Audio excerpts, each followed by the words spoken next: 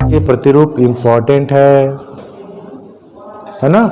एक गांव है जेठा, जेठा बस्ती को नहीं बता रहा हूं मैं, जेठा NH49 नेशनल हाईवे 49 की बात कर रहा हूं। उसमें जेठा में बहुत सारे आजकल कंस्ट्रक्शन हो रहे हैं, रोड के किनारे किनारे घर बन रहे हैं। रोड के किनारे जो घर बसे हुए हैं वह किस बस्ती में आएगा, प्रतिरूप में आएगा, बताइए। इसमें से एक रोड के किनारे बसे हुए हैं, किसमें आएगा? चलिए आगे समझाता हूं, तब पूछता हूं आप लोगों से। चलिए आगे मैं बताऊंगा किस में आएगा, ठीक है। तो देखिएगा, पहला है आयताकार प्रतिरूप या वर्गाकार प्रतिरूप, है ना। रेक्टेंगुलर पैटर्न, इंग्लिश भी याद करिएगा। लाइनर पैटर्न क्या है? अरे लाइनर क्या है? ये लाइन बिजली का लाइन वाला तो नहीं है, ऐसा सोचे होंगे, मगर हम हिंदी में याद किया रेखी प्रतिरूप, पंक्ति नुमा प्रतिरूप। मगर एग्जाम में प्रश्न पूछ दिया लाइनर पैटर्न क्या है, तो वहां पर कंफ्यूज मत होइएगा। आयताकार प्रतिरूप या वर्गाकार प्रतिरूप को रेक्टेंगुलर पैटर्न कहते हैं। रेक्टेंगुलर पैटर्न में होता ये है कि ये जो नीले रंग का दिख रहा है ये रोड है, सड़क है, ये सड़क है। वो सड़क को 90 डिग्री पर समकोण पर दूसरी सड़क काट रही है। काटने से क्या बन रहा है? वर्ग के आकार का बन गया। ये वर्ग है ना, आयताकार। इसके किनारे ये लाल लाल दिख रहा है, ये मकान है, लाल लाल दिख रहा मकान है। तो ये जो मकान बस जाते हैं, अगर मैं सैटेलाइट से ड्रोन कैमरा से ऊपर से देखूं लवसरा को, मेरे पास ड्रोन कैमरा है, हम लोग बोले चलो आज लवसरा भ्रमण करते हैं, तो सबसे पहले एक ग्रामीण बस्ती है कि शहरी बस्ती आएगा, तो लवसरा क्या आएगा? ग्रामीण बस्ती में आएगा। ड्रोन कैमरा को मैं ऊपर लेके जाऊंगा तो पूरा कैप्चर करेगा और लवसरा को ऊपर जाएगा, तो अब आपको दूर में क्या दिखेगा? तालाब दिखेगा। और तालाब के चारों ओर क्या है? बस्ती बसे हुए, है ना। लवसरा में तो ही तो है, तालाब है बीच में, है ना। उसके चारों ओर क्या है? मकान बसे हुए हैं। तो किसमें आएगा? ग्रामीण बस्ती में, लवसरा का। पढ़ेंगे आगे किसमें आएगा, किसमें आएगा। तालाब के किनारे किनारे अगर मकान बस गया तो किस में आएगा, किस प्रतिरूप में आएगा? हाँ, वृत्ताकार में आएगा। तालाब कैसा होता है? रेखी होता है क्या, कि गोलाकार लिए होता है? वृत्ताकार का होता है। तो तालाब वृत्ताकार है, उसके चारों ओर मकान बसे हुए हैं, तो वृत्ताकार प्रतिरूप आएगा, ठीक है। सर्कुलर पैटर्न आएगा। तो आयताकार समझ में आया। आयताकार प्रतिरूप में सड़कें आपस में समकोण पर काटती, सीधी काटती है। एग्जाम्पल ले लीजिए, आप सभी मकान हैं, है ना। लड़कियां दो चोटी दिख रही हैं आप लोगों के, सब मकान है आप लोग, लड़के भी भाई, है ना। तिरछी मिर्ची रंग बिरंगे बाल दिख रहे हैं आप लोग भी, सब मकान है, लड़के लड़कियां नहीं है आप लोग। और ये जो बीच में है ये रोड है, ये रोड है, ये रोड है। बीच में जो आप लोग ब्रेंच पहने बैठे हुए हैं वो भी एक रोड है ना। तो किस आकार में? उस कोने से इस कोने में इस रूम का जो आकार है वो वर्गाकार है ना। ये तो ये किस में आएगा? आयताकार में आएगा। तो सड़कें आपस में समकोण पर काटती होगी। समकोण मतलब 90 डिग्री पर काटती है। समकोण किसे कहते हैं? जा रहे हैं, 90 डिग्री का कोण बनाती है, चलिए जानते ही हैं आप लोग। तो ये समकोण पर काट रही हैं, उसके किनारे किनारे मकान बस गया। आयताकार प्रतिरूप, वर्गाकार प्रतिरूप, एक ही अर्थ। या इंग्लिश में इसको बोलते हैं रेक्टेंगुलर पैटर्न। दूसरा आता है लाइनर पैटर्न, रेखी प्रतिरूप या पंक्ति नुमा। नाम दो है, तीन है, देखिए, लाइनर पैटर्न, रेखी प्रतिरूप, पंक्ति नुमा। ए सेट में पूछ दिया रेखी प्रतिरूप, बी सेट में पूछ दिया पंक्ति नुमा, सी सेट में पूछ दिया लाइनर। अलग अलग आंसर होगा क्या? आंसर एक ही होगा, लाइनर, रेखीय, पंक्ति नुमा, ठीक है। इसमें होता है कि अगर ये नदी है, नदी है, देखिए नदी बह रही है, इसके किनारे किनारे मकान बस गए। नदी एक रेखा के रूप में बहती है। सड़क है, सड़क सीधी जा रही है।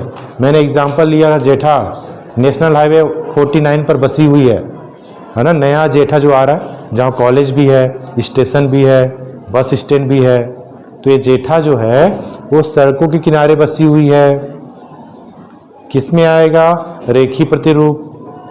नहर के किनारे बसा हुआ है, जैसे कि डेरागढ़ के आगे भी नहर है क्या, ना उधर अलग है। तो कई गांव ऐसे होते हैं जो नहर के किनारे किनारे बसे होते हैं। नहर सीधी जाती है, रेखी है, लाइनर है, पंक्तिनुमा है ना।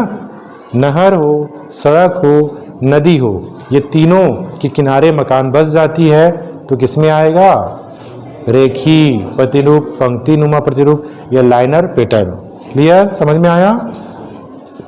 दिव्या कहाँ खो गई, हाँ कुछ अच्छा चीज़ें मैं बता रहा हूँ कि खो गई आप, सीधा भूगोल में चले गई, नदी के किनारे। हाँ ठीक है, ध्यान से देखिए बेटा, है ना। अभी सोने का समय नहीं है, आप लोगों को अभी जागना है। उठो, जागो, मैं आप लोगों को इतना उठाया हूँ, इतना जगाया हूँ अभी 2 क्लास में, मोटिवेट रूप से इतना मोटिवेट किया हूँ, मगर आप लोग कर रहे हो। हाँ सर सुबह का खाएं सर, उसके बाद तो कुछ ले आए करिए, लंबा समय है ना। 9 बजे खाए होंगे लगातार, तो कुछ ले आया करिए, है ना। ऐसा नहीं कि बस एक ही लेके आ रहा है, दूसरा ला ही नहीं रहा है ना। आपस में मेल जोल करके लाया करिए, ठीक है। तो देखिएगा, रेखी प्रतिरूप समझ में आया। सड़कें हो, नहर हो या नदी के किनारे बसा हुआ मकान, यह बस्ती रेखी प्रतिरूप हो गया। एग्जाम्पल, जहां जहां नदी होगा, महानदी, गंगा नदी के किनारे जो बसे हुए नगर है, ग्रामीण बस्ती हैं, इसमें आएगा। तीसरा है ट्रायंगुलर पैटर्न, त्रिभुजाकार प्रतिरूप। त्रिभुजाकार प्रतिरूप में क्या, ये गया सड़क, इधर से आया सड़क, टी टाइप का बन गया। प्रश्न पूछा था ये, आप लोग पढ़ रहे हो, आपको त्रिभुजाकार प्रतिरूप, ट्रायंगल को पढ़े, मगर प्रश्न पूछ दिया टी प्रतिरूप क्या है। मैं भी घूम गया, अरे बोर्ड एग्जाम में आया टी प्रतिरूप पर। टी प्रतिरूप को समझाइए, टी प्रतिरूप क्या था। मैं माइंड में गया कि भाई त्रिभुजाकार में तो हो सकता है टी बन रहा है ना। आपको एक नज़र से देख रहे हो आप, सनत जय सूर्या काली उतरना, एक ही नज़र में देख रहे हो आप। वो अलग नज़र से देख रहा है, उछाल के मार रहा है बाउंड्री के बाहर। तो यहाँ पर क्या कर रहा है, आप एक ही नज़र में मत देखो, ये रेखी है तो ये टी टाइप का भी दिख रहा है, ये दिख रहा है ना। मतलब ये रोड है, इधर से रोड आया, बीच में बस्ती बस गया। एग्जाम्पल, लवसरा का स्टार्टिंग वाला, इधर रानी गांव जा रहा है, इधर डेरागढ़ जा रहा है, इधर जेठा जा रहे हैं, इधर लवसरा बस्ती आ रहा है।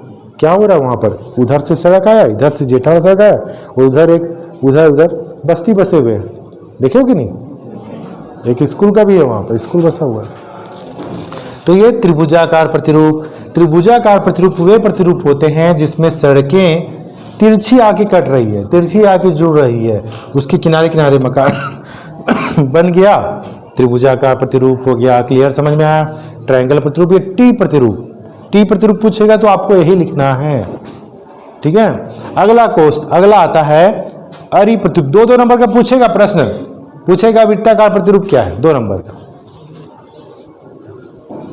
6 से 8 नंबर का पूछ देगा कि प्रतिरूपों की व्याख्या कीजिए, तो 9 प्रकार का है ना।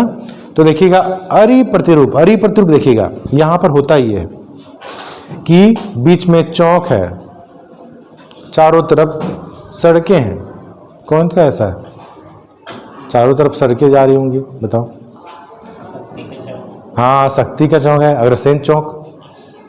अगर सोच लीजिए, कल्पना कीजिए कि वो गांव है, चौक है अग्रसेन चौक, इधर खरसियां, इधर स्टेशन सिगंसरा वाला रोड, इधर आपका NH मतलब ये आपका जेठा वाला रोड, इधर आपको कहाँ जाएगा, उधर वाला रोड, इधर जाएगा कोरबा रोड, नवापारा वाला रोड, कंचनपुर वाला रोड, बीच में क्या है, अग्रसेन चौक। क्या अग्रसेन चौक और स्टेशन के बीच आजू बाजू बस्ती नहीं बसे हैं, बसे हैं। खरसियां रोड में आजू बाजू नहीं बसे हैं, बसे हैं। तो वही होता है कि एक चौक पर सभी सड़कें आके मिलती हैं, उस सड़कों के किनारे में क्या बन गया, ग्रामीण बस्ती बस गया, उसको बोल दिया गया अरि प्रतिरूप। कुछ नहीं रखा है, समझना है, चित्र को समझे। अरे बीच में चौक है, ये सड़कें हैं, नहीं लाल लाल दिख रहा है, जितना लाल लाल दिख रहा है ये आवास है, ये नीला नीला सड़क है, ठीक है। तो अरि प्रतिरूप समझ में आया। अब आया पांचवा, ये ज्यादा घना हुआ बस गया, बहुत अधिक पॉपुलेशन बस गया तो बन गया तारा प्रतिरूप। सेम वही है मगर अधिक घना बस जाता है, स्टार पैटर्न कहलाता है। ऐसे ऐसे प्रश्न पूछता है स्टार पैटर्न क्या है। अरे सर स्टार पैटर्न तो समझ में नहीं आया, सुपर स्टार सुने थे सर, ये स्टार कहाँ से आ गया है? तो देख लो भाई, घुमा के पूछ रहा है क्वेश्चन, घूम जाते हो आप। इसी का बोलता हूँ बहुत ही सीधे साधे हो आप लोग। होता ये है अरि प्रतिरूप का ही घना बसा हुआ रूप स्टार पैटर्न। अगला देखें वृत्ताकार गोलाकार प्रतिरूप, लवसरा जैसा कि लवसरा का बस्ती की बात करें, तालाब के चारों ओर ग्रामीण बस्ती हैं, ये वृत्ताकार या गोलाकार या सर्कुलर पैटर्न कहलाएगा। नाम 3 है इसके, वृत्ताकार, गोलाकार, सर्कुलर पैटर्न। ये है आपका तालाब के किनारे, तालाब के चारों ओर या झील के चारों ओर, झील हो या तालाब हो उसके चारों ओर बसा हुआ ग्रामीण बस्ती प्रतिरूप कहलाएगा वृत्ताकार। समझ में आया है ना, तालाब और झील। ठीक है। पंखानुमा प्रतिरूप, पंखानुमा मतलब ये वाला पंखा नहीं आएगा, पहले का पंखा आएगा। ठीक है, हाँ पंखा, पंखानुमा प्रतिरूप में या चलिए आगे। पंखानुमा प्रतिरूप 2 प्रकार का होगा। ये पर्वतीय क्षेत्र है, पर्वतीय क्षेत्र से नदियां नीचे उतरी जलोत्पंख बना देती हैं। हम लोग पढ़े 11वीं में पढ़े होंगे जलोत्पंख। पर्वत पदीय क्षेत्रों में नदियों के द्वारा लाई गई गाद भाबर से क्षेत्र जमा हो जाए, उसको जलोत्पंख कहते हैं। ठीक है, वहां पर बस्तियां बस जाती हैं तो पंखानुमा या फैन पैटर्न कहते हैं। या डेल्टाई क्षेत्र में, डेल्टा क्षेत्र क्या होता है? डेल्टा वह क्षेत्र होता है जहां पर नदियां अपनी अंतिम पड़ाव में समुद्र में जाके मिलती हैं।